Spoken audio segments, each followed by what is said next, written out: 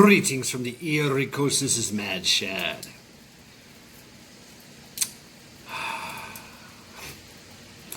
What are we going to talk about today? Man. Oh.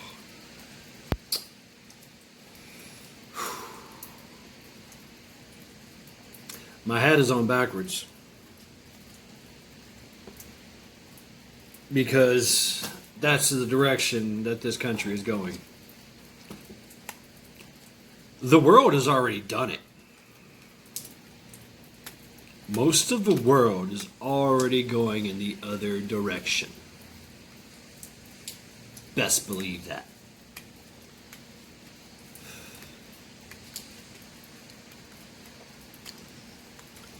I'm going to try to be as tactful as possible here.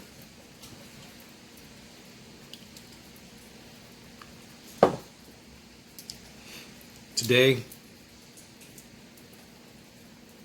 a man was sentenced, a Leo was sentenced to prison for a fairly long amount of time. Charged with murder for doing his job. All right, so I'm going to focus on this one guy. This one Leo. Yeah, that's funny. A Leo just drove by. So, throughout this Leo's career, and it is a career. This is a career. A lot of people join, this paramilitary group to serve, to continue to serve. Most of which did spend a little bit of time in the military, got out, and for whatever reason or another, decided to continue to serve and practice self-sacrifice, putting themselves between the criminal violent element and us law-abiding citizens. Now, a lot of that is in question in this day and age. Yeah, sure, absolutely, as it should always be. But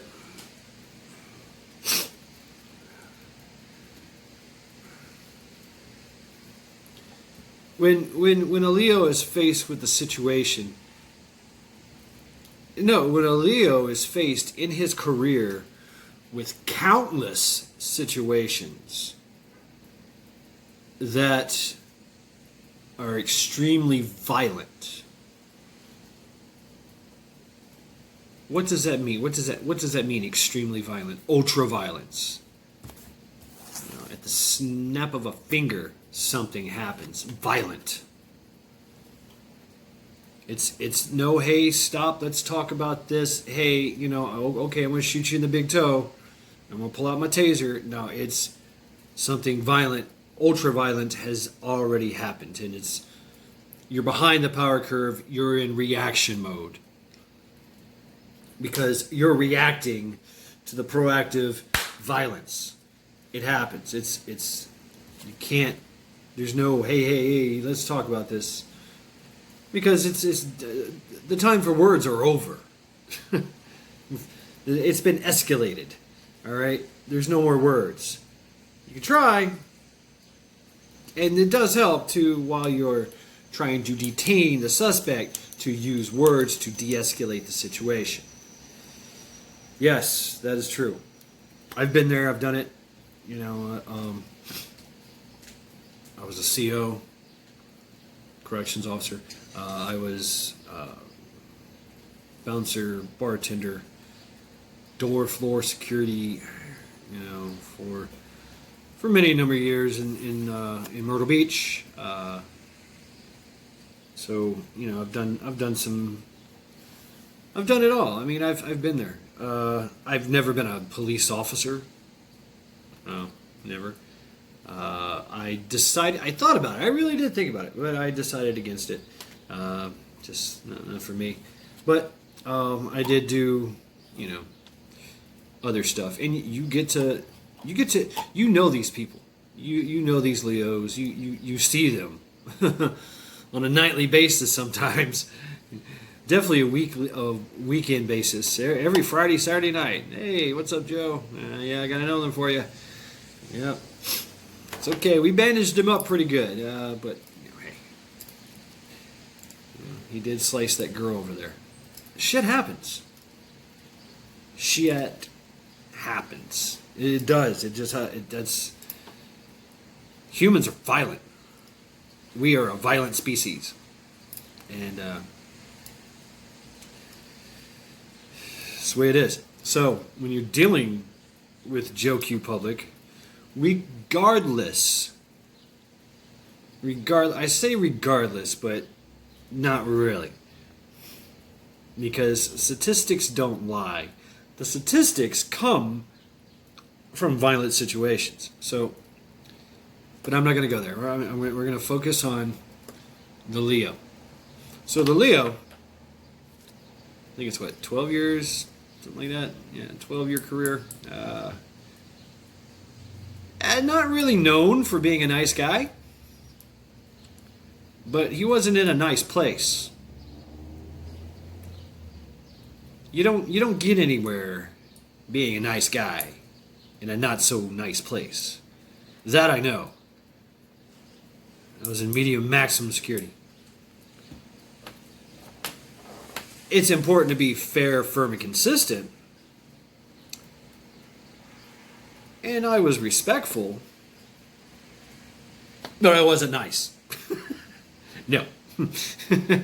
You try to be nice, you're going to be taken advantage of. Real quick. No. And so, when a Leo is faced with that constant interaction,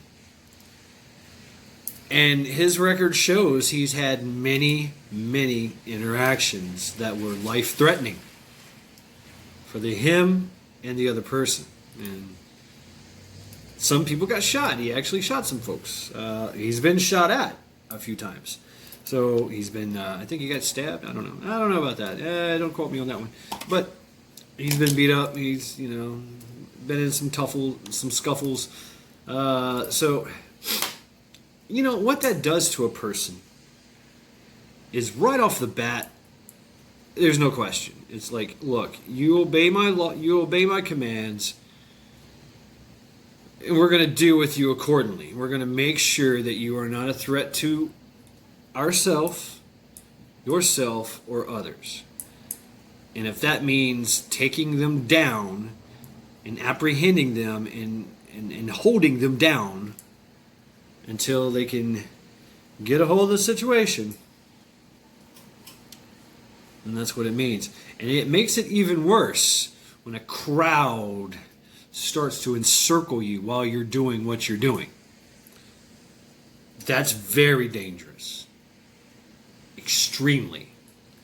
Because you're focused on this person that's acting a fool. A very, you're hands-on. You're on the ground. You're tussling. It's a fight for your life or his life. Because at any moment, regardless of the position of the person, things can be compromised. You're focusing on that guy, trying to subdue him or girl. There's been some wild ones too. A person, and you don't see what's around you, what's behind you, who's around you, who's behind you. So having extra security around you, posting security, setting security around you for the incident. Drinking tea and lemon, by the way. It's very good. Sweet tea and lemon. But when you get in that situation, that mindset, it's very, very hard to be rational. It really is. Everything changes. There is no thinking. Training does take a hold, and you try to do the right thing. You try to get that arm bar. You try to get that arm drag. You try to get the good takedown. You try to smother and cover and cuff them up, whatever. Detain them, and make sure there's not nothing else that you can go on. And if the person continues to struggle, you're going to need some help, or you're going to have to set on him. And that's what this Leo did. Not only was he dealing with a very violent situation, a very violent and unpredictable situation. Unpredictable. That's how violence is. It's unpredictable. It just, bam, it happens. Damn. The side of my face is cracked now. Oh, there's a hole in my neck. What happened? You don't know. You know till after you're in reaction. You're reacting. You're reacting to what just happened. And when that anticipation of the violence can be worse than the violence itself. It's extreme anxiety, extreme. And so, dealing with a crowd, dealing with a dangerous person underneath you, and you're trying to hang on to this squirming mass of muscle, and you're trying to detain that person and watch your back at the same time. It's very stressful. It's very stressful indeed. So, I can see that. I've been in that. You're always looking for that sucker punch to come. Back in my shamanistic days, I was told that death will always come from right here. That's your most vulnerable, is right there. That direction. You can feel it. Put your hand back there and feel it. Yeah. It's a blind spot. That's how it happens. Boom. Oh, shit. Uh-oh. Oh, snap. There goes my neck. Okay. Oh, there's a hole in me. Yeah, there's blood coming out of me. Oh, man, I'm getting tired. I'm taking a nap. Yeah, I don't care. Everybody's fussing and fighting. Why? I'm just going to take a nap. Yeah. You go in those death thralls. Death thralls. Watching someone die, holding on to someone as they die is that's a hell of an experience. And so with this case, this Leo is dealing with a crowd, dealing with a dangerous, known dangerous person. Known. All right? He knew this guy. Everybody knew this guy. This guy had a large rap sheet. He gave his girlfriend a forced abortion, punching her in the stomach, or kicking her in the stomach. Yeah. He's done a lot of violent things. He was also known as a drug dealer. And he had been in violent encounters with the Leos in the past, so they knew him. So this Leo gets this guy, pulls this guy over because he got a report of a fake $20 bill being passed. Okay. Leo does his due diligence and he figures out who it is. Probably from the video camera in the store, and goes, we know that guy. Yeah. So they look for him. Doesn't take long, they find him. So they pull him over. Hey, want to explain this? Just a few questions. Got any more of these funny 20s? And when you're interacting with someone, you're expecting a certain response, a coherent response. Nervous, yeah, that's fine. You know, people can be nervous. I understand that. Leos understand that. You know. Do you know why I pulled you over? Well, I gotta poop. Okay, all right. Then let me see your license registration. You know what I'm saying? It happens, yeah. But you get a response. When this Leo found this guy and asked him, started questioning him, he just went like just speaking incoherently, started arguing with him, and then he confesses that he took a bunch of fentanyl. Like all of it. Like he was holding a lot of it and said, oh, I'll be fine. I mean, dead man walking. Exiting the meat suit as we speak. So, that whole thing, it's just crazy.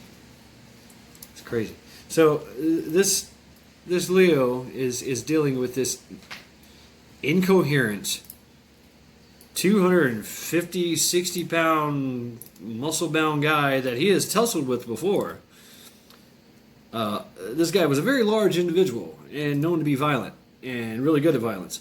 And he wasn't taking no shit, and he was, at this time, he seemed to be out of his mind. Just not right. And as a Leos can understand, you can just look at people and you see the signs. You're like, okay, glossy eyes, clammy skin, just fidgeting, whatever. I mean, you get these, the erratic eyes and incoherent speech and lots of telltale signs that would be probable cause for, oh, this guy's on something. This guy's messed up. This dude's flying. Holy shit. What you on, brother? And this person confesses. Fentanyl. Fentanyl. Oh. Now, here we go. Okay, all right. So, when interacting with this person, and they're being combative, and then not combative, not combative in their speech, and I say combative. They're being threatening. They're threatening. They're moving at you. They're getting loud. They're tensing up. They're talking. They're basically talking shit and trying to intimidate. And that's how this guy was doing. He was being very intimidating. And he wasn't making sense because he would go from rah, motherfucker to I want my mommy. The guy actually asked to please detain me.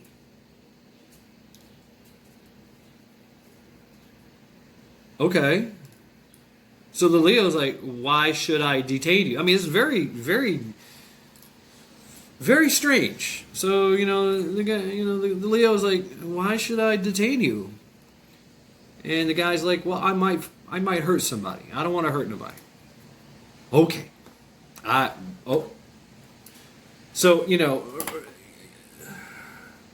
mental health issues when dealing with people, you have to take that into account. And if they say they're crazy, treat them as crazy. And there's only one way to treat them as crazy. And that's to make sure that they are safe, okay? That they are detained, okay? They are apprehended, detained, restrained, and not a danger to themselves or to others, and especially yourself, because you're going to be messing with them. You're going to be hands-on dealing with these guys. So, what does he do? Okay, all right. All right, let's detain you. What do you mean you can't breathe? I don't... Everybody says that now. I can't breathe. Well, shit. How many times, I don't know how many times I've heard that. Man, I got a heart condition. Oh, now you want to talk. Now you got a heart condition. Now you have a heart. I mean, I've been swung on.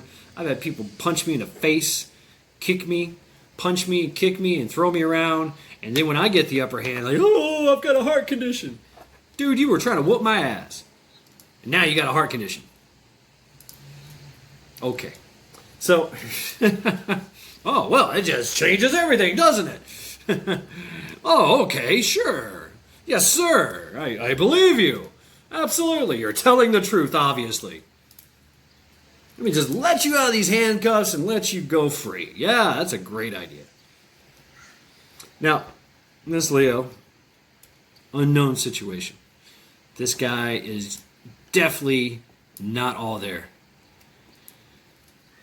And I've dealt with mentally disturbed people before, and even the smallest ones can be extremely dangerous. With this, with this, with this. I mean, it's just, you know, it's a dangerous situation. You know, so assessing someone's mental capacity. I mean, you have to. So dealing with that person, that Leo did the right thing. Put him on the ground, handcuffed him, and then realized that there's a situation forming around him. So, in knowing that his security, his help is gone. He's got no help. All right. Now, putting a knee in somebody's neck, yeah, that's kind of extreme, but it's the best way to get control of somebody. Absolutely. Step on their neck. They ain't going anywhere, you know. You can put a lot of pressure and force on there. Not so much. I mean, you can, but you know, it's a quick way to get control of them. Is it safe? No, but neither is what the Leo was doing. Dealing with a known violent criminal is not safe. Dealing with a known violent criminal in a known violent place, surrounded by known violent people, being very intimidating and threatening. It's a very stressful situation. So,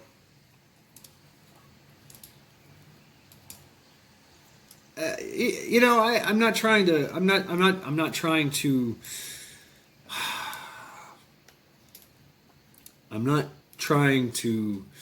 make light of the situation. I'm just trying to explain the situation. Okay? All right? From different point of views. So, you know, as someone that deals with people, and I've dealt with people in that way, things happen. My dog is chomping at a fly in the house. I got the window open. It's beautiful. It's raining. We just stopped raining. It's 75 degrees. Beautiful, beautiful day. But yeah. So could he have done? Yeah, coulda, woulda, shoulda. Hindsight's always 20/20. But right there and then, he made a decision. He made a choice. I'm going to put my knee on his neck, and that I got to get control of this guy. And that's the only way he knew how to do it. The only way. You know? I've known other ways. You know, you put your knee in their tailbone, rectum, if you will. Stand on their ankle. Step on their ankle. That's a good one, too. You know, knee to back, lower back. You know, that's whatever. But he also knew, the Leo knew that if he got him up, that was going to be a problem. They would need at least 3 people to deal with this guy. At least 3. At least 2 or 3 people to get this guy into the squad car, which was nowhere around where this vehicle was. They had made it like a, I don't know, the perimeter was wider and had holes in it. So from a training video standpoint, you know, they could have done a better job there containing that situation. They didn't. So that's one. And you've got this guy underneath you squirming and withering and trying to muscle out of the situation and gain the upper hand. He had actually been combative and was resisting disobeying their commands. I mean, literally cussing them out in the car, being belligerent. These are telltale. And then on top of that, all the psychobabble. And then of course they find out, oh shit, he's on fentanyl. Damn, oh, here we go. Anybody got any Narcan? No. Tell them to bring Narcan. They did that. They asked for Narcan. But the guy took a massive lethal dose. I think it was like 20 freaking, like one pill would have been enough. You take one pill, split it in half, and that half is enough to put anybody out, knock them out. He took 20 of those. You got to work up to like one pill. That's the thing, and that's what you do is you take that fentanyl, you cut it with the opium, and just a little bit. This guy took 20 tabs or something like that, just an insane amount, just right down the gullet. Stand by for the ride. Here we go. And it is scientifically proven that whatever you're on, you know when you're dying. You still know when you're dying, regardless of what's going on. And there's all that. So as this guy is laying there, this Leo is trying to restrain this guy. He's still trying to restrain him. And knee to neck, knee to back. There were times when he would take his knee off the neck, off the back. There was never a time when he had the knee on it for 9.5 minutes or something.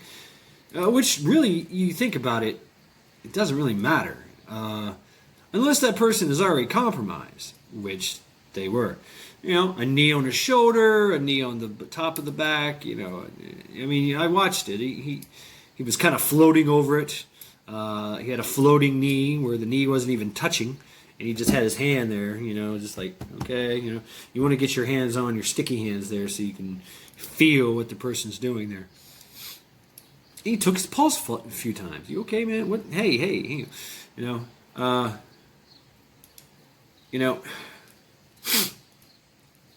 And so that person down there, being restrained, being belligerent, they switch on you. They flip on you. They go from I'm gonna fucking kill you to I want my mommy.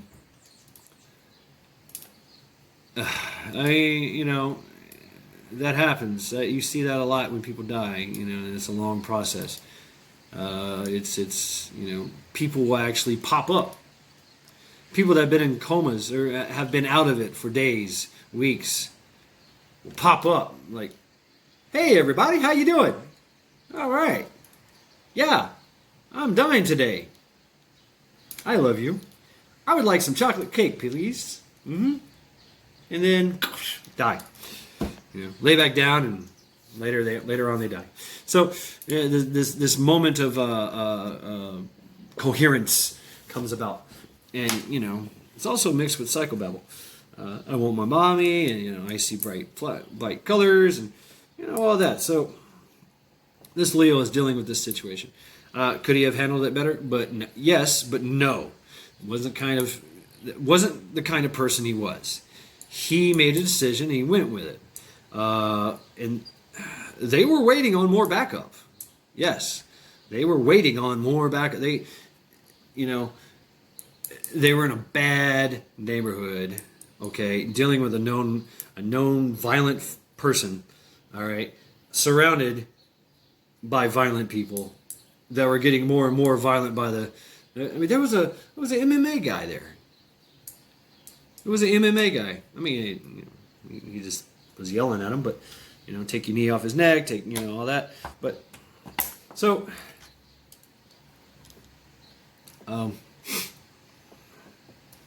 So this Leo was doing what he thought was right.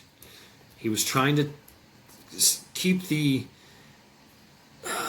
threat down, the threat level down. Okay, if the guy would have been up, it would have been a major threat because they knew it. They knew it. Anytime, You know, you've heard the stories of people high on PCP or what's that shit that makes them go zombie on people. You know, the acid bath, the bath salts. I mean, there's so many kind of weird shits out there, you know, that people do, and it does weird things to them, makes them act in strange ways, gives them superhuman strength and unpredictability, and you know that's that unpredictable factor. That's the most dangerous thing. You know, you don't know. Could have had a hangnail and just swiped across your neck, and there goes your jugular. Shit happens, you know. You're scuffling and you slipped on a freaking marble you didn't see there, and bam, you cracked your head, cracked your skull. I mean, you know, so many things can happen. So the idea that he shoulda, woulda, coulda. I mean, hindsight's being 20/20. He made a decision. He went with it. Now, was that a right decision? For in his mind, yes. In all the other Leos' mind, yes. They were dealing with an outside threat as well. Okay, they were dealing with him and the outside threat.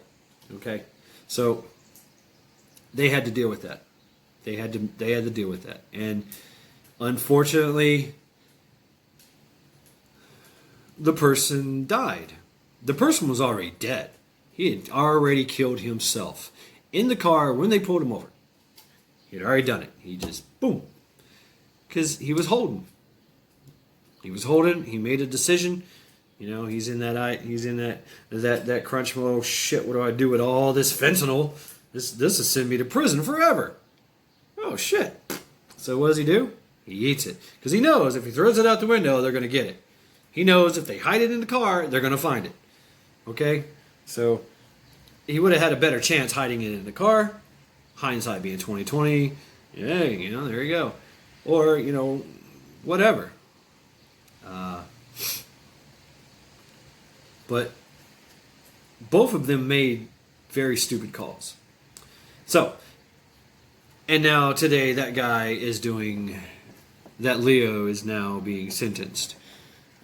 And it's going to be some hard time for him. Yeah. He probably won't. He probably won't see. He probably won't get out of prison alive. I'm just saying. So now the other perspective. So you have a known criminal. We're just gonna say, what's his name? I don't know. You already know his name, don't you? I'm not gonna say his name. I could be talking about anybody, couldn't I? So, you got this guy, well known in the community. He's got a large family. He's got a wife and kid. A couple kids, I think. Actually, no, he's got like 3 or 4 kids. He likes to have fun. He likes to have fun at other people's expense. He doesn't like to be disrespected. He's well known in the community. He does things and says things that are probably not the best ideas. He's been in jail a few times, been in prison a few times. He got mad at, he gets mad at his girlfriend, or his wife, somebody, kicks him right in the stomach because they had a baby. His baby, I think. I don't know. Allegedly. So allegedly, he did a forced abortion. He sold drugs. He was passing fake $20 bills to stores. So he was counterfeiting. He was into extortion. He's also been a rapist. So this guy likes to, find women, sweet talk them, maybe give them some drugs, drive them around, and then rape them. And give them a baby. Because he himself likes to do drugs. So this guy, now mind you, this guy, He has whole family. He's got brothers. He's got a. Did he have a mom? I don't know if he had family, like parents. I think he did. I had parents. He had parents, of course. That's where he came from, right? So he lived in the community, well known in the community. Just like a community member, he went to church a few times, just to, hey, be part of the community. Yeah, probably selling to somebody there. Who knows? Had a daughter. Did have a daughter. And he was feeling his daddiness. He would play games with his daughter. He helped her brush her teeth.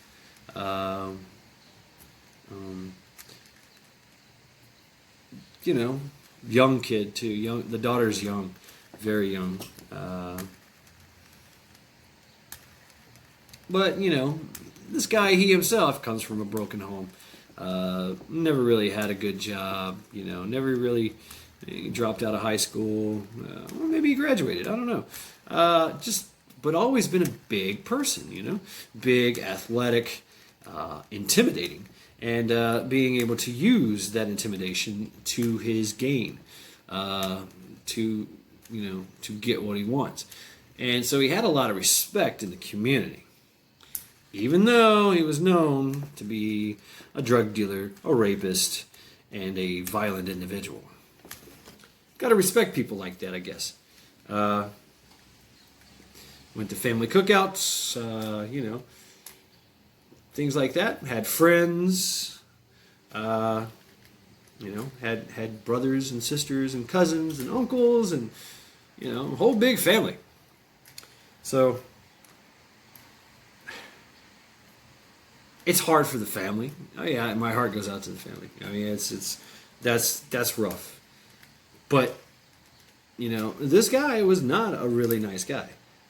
He was to his community, to the people that he chose to be nice to. The rest, he was a fucking terror. He wasn't nice to those women that he raped. He wasn't nice to that woman that he forced aborted her fetus, her baby. He wasn't nice to the people that he came in contact with and robbed, cheated, and stole and robbed. He's been known to stick a gun in somebody's face, take their money, take their chains, take their dope. This guy was he was a piece of work. Yet he was free. Some would say he was trying to change his life. Maybe.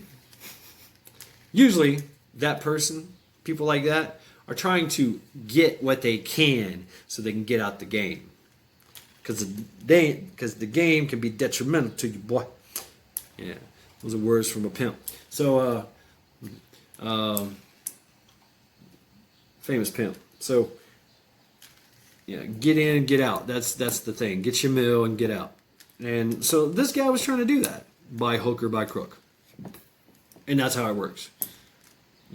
Never mind all the lives that you destroyed along the way. Never mind all that. You get your million and you get out the hood. Go to the penthouse. Do cocaine until you die. That's it. Go live like James Brown. James Brown had a crazy life, didn't he? But that's the goal, right? That's the goal, and it is an attainable goal, actually. People do it all the time, and they make millions off the misfortune and the destruction of other people's lives. Think about that for a minute.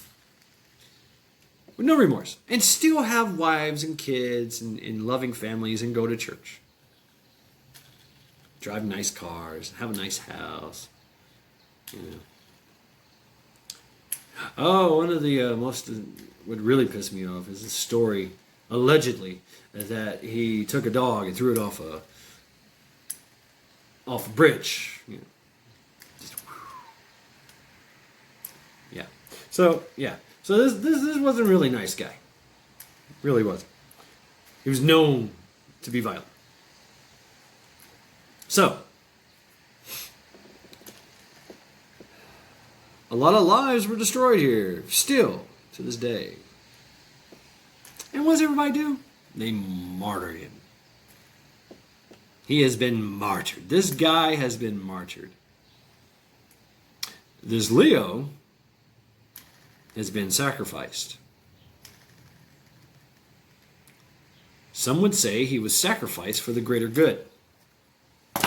I disagree.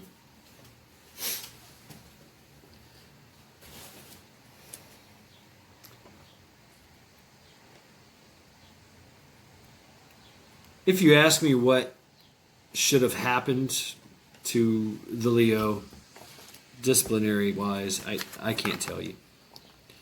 Definitely something should have happened. He actually did have a history of being a little heavy-handed. That's good to have on your side. You know, when the shit hits the fan, so to speak. You know, you get in a situation and folks are getting crazy, and you got Big Bubba over there, and he's looking wild-eyed and crazy. Yeah, stick that Leo on him. He'll take care of him. But we see that you know, for the community and for the culture, this was a sacrificial lamb. The Leo was to try to stop the bloodshed that has been continuing for a year. People, businesses, lives, thousands upon thousands of lives have been destroyed and burned for this criminal. How you, and okay, this person was, they were hijacked. They were hijacked by Marxists, anarcho-Marxist movement to be used as their own weapon, and it works. Memorials or statues. I just heard that this guy's statue, which they put up, has been vandalized. Oh. But you see my point, and this is, I just wanted to talk about this, just kind of look at it from both sides, both perspectives. You know, nobody wants to die. Nobody wants to just die. I guess they do. I mean, there is suicide, but you know, there's also, you know, the other aspect of, I'm just going to go to war, you know, and that's how I'm going to die. You know, the Vikinger. I'll get to Valhalla somehow. You know, come at me, bro.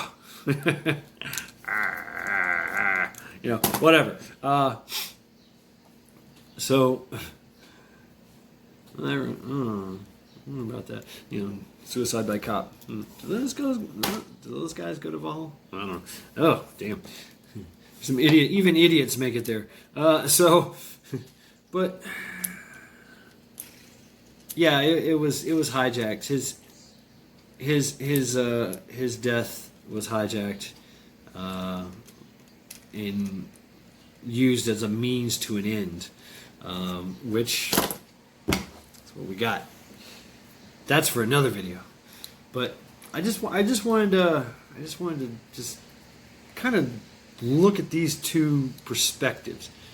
You know, hey, both had families, both loving fathers to their sons and daughters. Both went to church, both put on their pants the same way, both laced up their shoes. They both probably ate the same kind of food. They both took poops. They took a shit. They went to bed. You know, they scratched their ass. They scratched their balls. They were men just like anybody else out here. All right. Their similarities are probably more than their differences. It's just they had some extreme differences, one or two extreme differences. So, you know, it's a shame. It's a shame that these two had to meet. Ill-fated indeed. Oh, curse the day that I met you. Huh? So that's ill fate, huh? You know, but that's how it is, and that's what happens. But there's nothing you can do to change it. There's nothing. Nothing at all. So, with that all being said, this is Mad Shad, encouraging you all to continue to watch out, be vigilant, know thy area, know your surroundings, know what's going on, you know, because we all know it's a mad, mad world out there.